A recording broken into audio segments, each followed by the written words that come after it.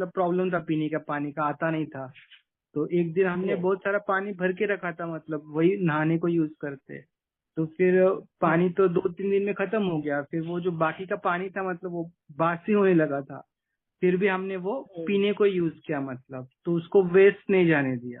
नहीं तो हम मतलब जार का भी पानी ला सकते थे, इजीली फोन करके आता। तो ऐसे मतलब हमने वो रिसोर्सेस वेस्ट नहीं होने दिया, नहीं तो कोई बासी पानी ऐसे ही फेंक दे सकता था।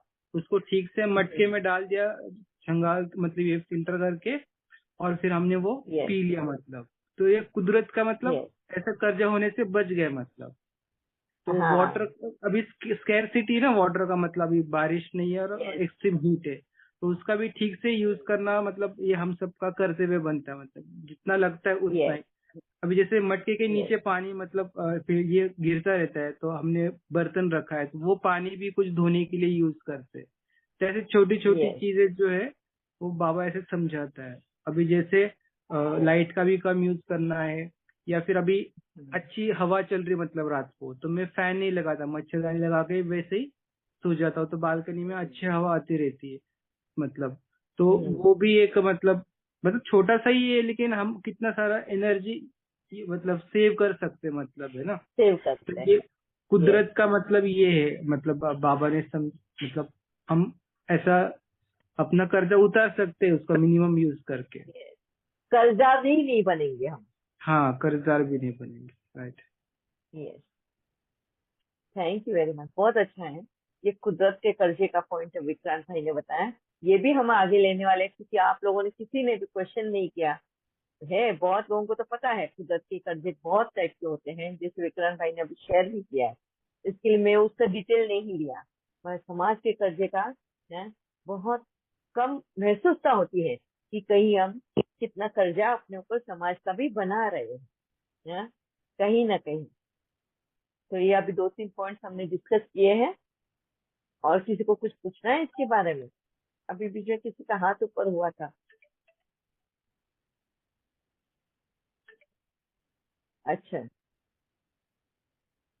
बस एक चीज ये ऐड करना चाह रही थी कि जैसे हाँ. ज्ञान में हमने अगर कोई गलती की और हमें देखकर दूसरे भी उसी राह पर चले, तो सबसे बड़ा कर्जा और गलती Yes. हम ये कर रहे हैं कि हम उनको बाबा से ही विमुक्त कर दे रहे हैं। क्योंकि Yes. हम किसी को ये बता रहे हैं कि आपको ये करना चाहिए, नहीं करना चाहिए, उनकी फैमिली उनके अगेंस्ट हो रही है, तो उनकी फैमिली बाबा के भी अगेंस्ट हो रही है, ब्रह्मा कुमारी के अगेंस्ट हो रही है। तो कितना बड़ा Yes. कर्जा है ये। जी। Yes. Very true. अगर हम बाबा को ही नहीं समझ पाए, अगर जब बाबा को ही, परमात्मा को ही अगर नहीं समझ पाए, परमात्मा के ज्ञान को भी हम नहीं समझेंगे. और परमात्मा के ज्ञान को अगर हम नहीं समझे, तो अपने जीवन को भी नहीं समझेंगे.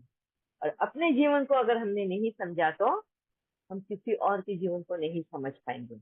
और इसके बावजूद अगर हम फिर भी सेवा देते हैं कि बाबा परमात्मा ने ये बोला, परमात्मा ने वो बोला, उनके नाम से, और गलत संदेश अगर पहुंच गया, तो बहुत बड़ा कर्जदार हम बनते हैं. क्योंकि ये हमें आखिरी चांस मिला हुआ है. बाबा के ज्ञान में आने के बाद में बाबा के ज्ञान को समझना, बाबा को समझना, उसके कार्य को समझना, ये हमारा आखिरी चांस है अपनी गलतियों को सुधारने का. और इसमें भी अगर हमने वापिस से गफलत कर दी है, तो फिर सजाएं ही खानी है. इसके लिए आप देखते होंगे बहुत बच्चे हैं ब्रह्मा कुमारी में आकर सबसे ज्यादा डिप्रेशन में वही बच्चे जाते हैं, जिन्होंने ना परमात्मा को समझा, ना परमात्मा के ज्ञान को समझा, ना उसको अनुभव किया. और बिना अनुभव किए बस तोते की तरह, पोंगा पंडित की तरह, जो बाबा ये वर्ड यूज करता है मुरली में, भीड़ में खड़े होकर भीड़ की भाषा बोल पड़ते हैं, भेड़ चाल चलते हैं. अपने ऊपर भरोसा नहीं है, अपने अनुभव पे भरोसा नहीं करते. मगर वो उन्होंने वैसे कहा ना, तो वही सच होगा. और जब ये ज्ञान प्रचार करते हो, तो इसका भी बहुत भारी आप लोगों को हर्जाना भरना पड़ता। तुम उन लोगों को जो बाबा अपने पास ले आ रहा है, वक्त उनको बाबा के पास भेज रहा है, और तुम उस अज्ञानवश, अज्ञानी, अज्ञानी ही बोलेंगे, ज्ञान होकर भी उसका अनुभव नहीं है तो अज्ञानी है। अज्ञानवश उनको गलत सलाह देंगे, गलत रास्ता दिखाएंगे, तो बहुत बड़ा कर्जा तुम फिर से अपने ऊपर ले रहे हैं। और ये तुम्हारा बैकफायर तुम्हें अकेला कर देता है अपने जीवन में। सब कुछ होकर भी तुम अकेले रह जाते हो जीवन में। तुम अपने आप के भी नहीं रहते हैं, अपने आप से भी दूर भागने की कोशिश करते हो। ये सबसे बड़ी सजा है। इसी को डिप्रेशन कहते हैं, इसी को एंजाइटी कहते हैं, इसी को इनसिक्योरिटी कहते हैं। ठीक है, ये कर्जा बहुत जल्दी चुप करके मुक्त होना है। अच्छा, और किसी को दीदी, कुछ? हाँ जी दीदी, याद सुनीता ने पहले हाथ खड़ा किया था। दीदी, कुछ कार्य ऐसे होते हैं जो घर की शांति के लिए करने पड़ते हैं, जो युगल चाहते हैं कि करना है। जैसे हम लोग शीतला माता की पूजा आपकी आवाज नहीं पहुंच रही है, आपकी आवाज नहीं पहुंच रही है। आप हो सुमिता बहन? मेरी आवाज आ रही है आप तक? आ रही है दीदी, आपकी आ रही है। अच्छा, मेरी आ रही है, हाँ। अच्छा, सुमिता बहन मोदी, उनका क्या क्वेश्चन था पता नहीं है। ठीक है, वो जब ज्वाइन हो जाएगी तो पूछ लेंगे।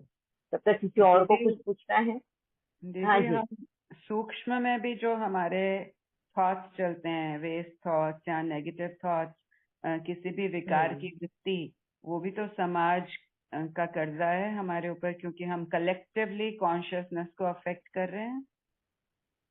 नहीं, समाज का नहीं है, वो हम्म। तुम्हारा खुद का ही है। समाज का ऐसे है लेकिन कि मैं समाज एटमॉस्फेयर कनेक्ट को हो रहा है। खराब कर रही हूँ, एटमॉस्फेयर तो खराब कर रही हूँ ना? नहीं। नहीं, तुम अपना एटमोसफियर खराब कर रहे हो।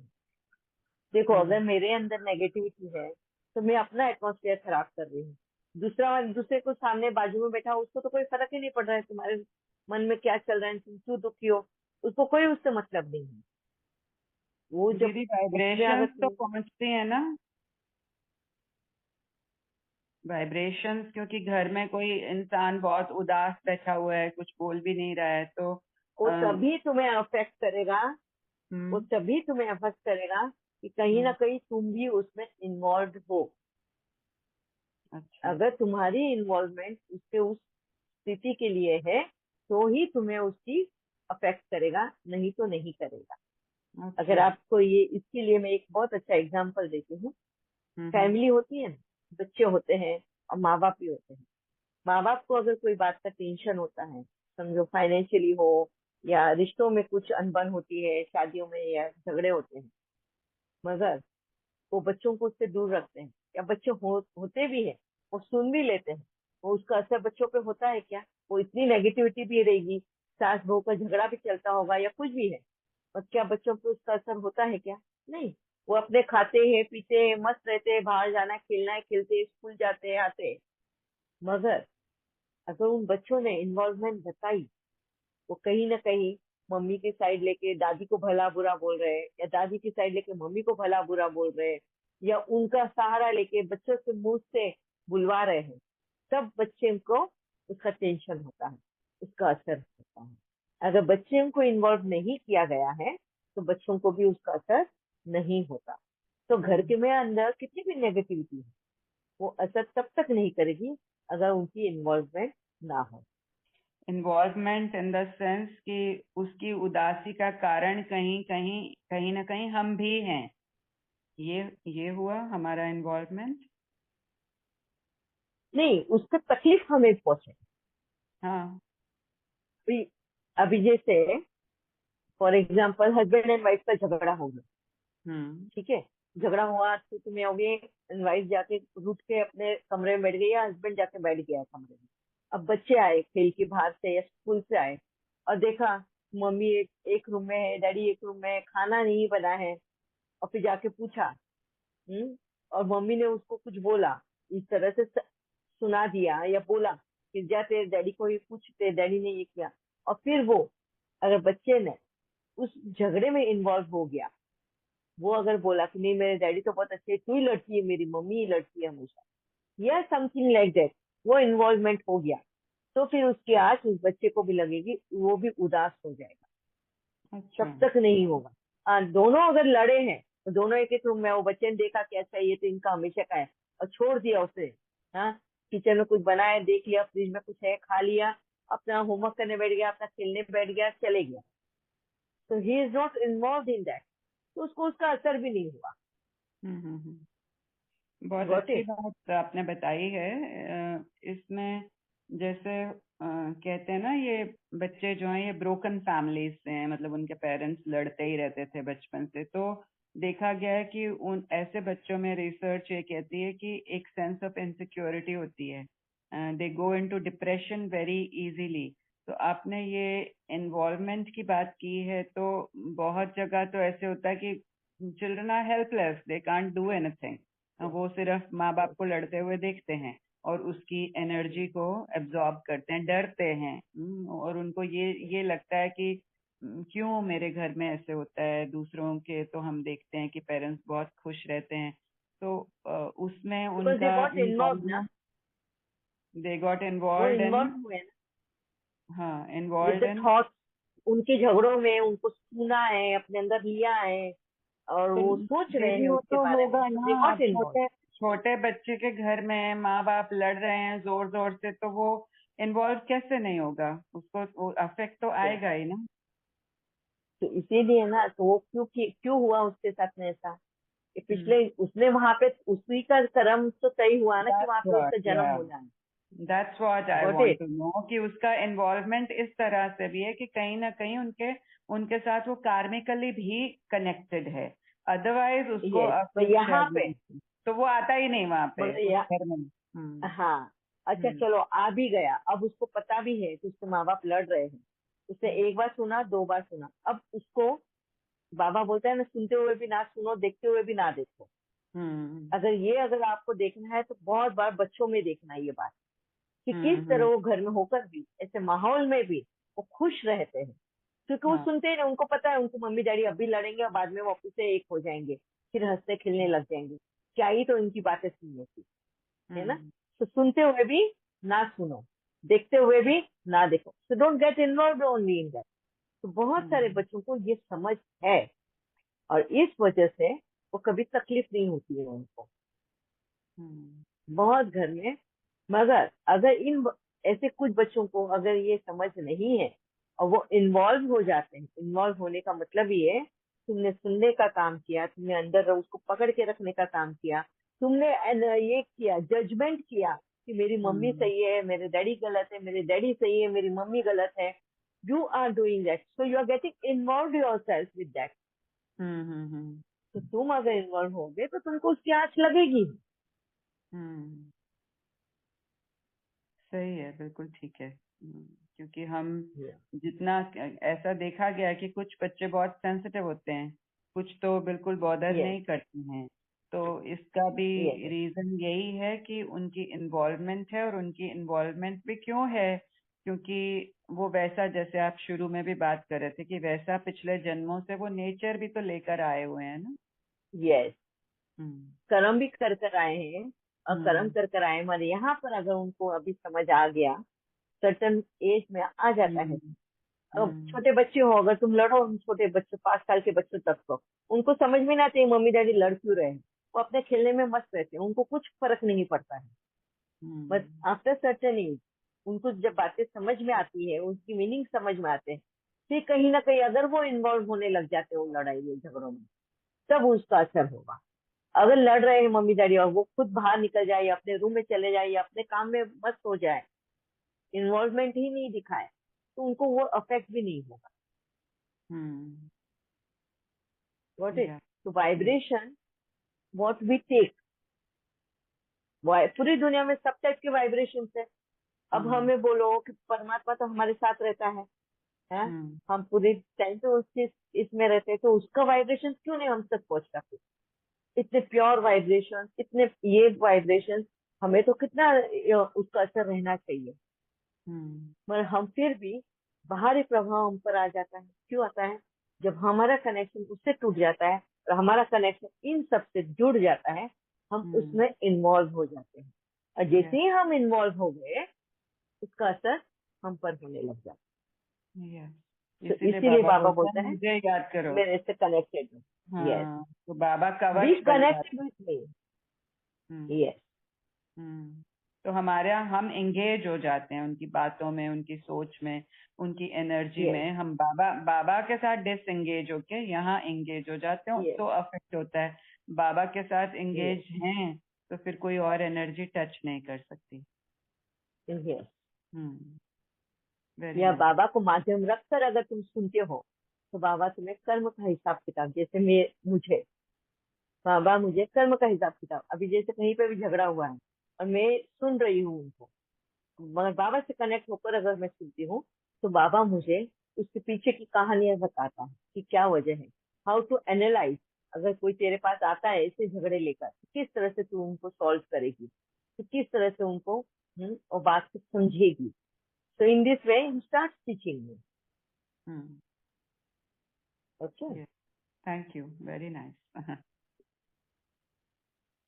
या विक्रांत भाई? हाँ जी, 2 कर्जे के बारे में बताना था मुझे, कुदरत का और एक मतलब समाज का, हम कैसे खुद पर बोझ चढ़ा लेते हैं। तो कुदरत का हाँ, मतलब कुदरत का आप थोड़ा होल्ड कर लेना, हाँ क्योंकि हाँ नहीं तो कंफ्यूज हो जाएंगे यहाँ पे। कुदरत का ठीक हम जब लेंगे ना, तभी आप ये पॉइंट रखना ठीक है अपने पास, फिर। बताना। अभी समाज का बता दो। हाँ, तो समाज का कैसे होता है, मतलब अभी जैसे मैं कार ड्राइव करता हूँ, तो कई वक्त मुझसे रैश ड्राइविंग हो जाती है, जहाँ पे रोड पर हाँ, मतलब कुछ मतलब बाइक वाले लोग रहते हैं, पैदल वाले लोग रहते हैं, बूढ़े लोग रहते हैं। तो कार तो मैं एकदम कंफर्टेबल रहता हूँ अंदर, लेकिन उनका भी कन्वीनियंस मैंने सोचना चाहिए ना। कांस्टेंट हॉर्न यस, बजाना, उनको फोर्स करना कि वो यस, साइड में हो जाए, या रिक्स में ला देना उनको, तो ये भी थ्रेटनिंग है मतलब। और फिर वो मन ही मन से यस, बददुआ भी दे सकते हैं, या ऐसा डेंजरस यस, ओवरटेक कर लेना कि वो मतलब हिल जाए अंदर से। तो ये यस, इरिस्पॉन्सिबल बिहेवियर भी हमको समाज के बंधन में बांध देता है। Yes, very true. बहुत अच्छी बात आपने बताई, आप बीती बताई अनुभव के साथ में। दिस इज व्हाट बाबा से, ये अनुभव में रियलाइजेशन होना अपनी मिस्टेक, कि हम कहाँ पे कर्जा बना रहे हैं, किस तरह का गलत हम प्रभाव डाल रहे हैं सामने वाले को। उनको अगर डराने की कोशिश करते हैं ड्राइव करते वक्त, सामने वाले को भाई कंफ्यूज कर रहे हैं कि वो क्रॉस करे नहीं करे, ये जोर से गाड़ी ला रहा है, कहीं मैं उसकी चपेट में ना आ जाऊं। ना, इस तरह का हमारा जो रैशनल बिहेवियर होता है, ना, कहीं ना कहीं हम उसके संकट चलाने में कर्जदार बन गए हैं। Very nice, thank you Vikrant भाई। अच्छा, आज वक्त हो गया है, कल मिलते हैं फिर से इसी टॉपिक के साथ में। बहुत ही ज्यादा और भी बहुत सारे पॉइंट्स है जो हम बहुत कॉमनली कर्जदार बनते हैं, उसके बारे में हम कल डिस्कस करेंगे। ठीक है? ओम शांति। ओम शांति दीदी, थैंक यू दीदी, thank you Baba. Thank you दीदी, ओम शांति। ओम शांति दीदी, ओम शांति। ओम ओम शांति शांति दीदी, दीदी, thank you Baba, thank you thank दीदी। यू बाबा। ओम शांति दीदी, thank you Baba. Thank you.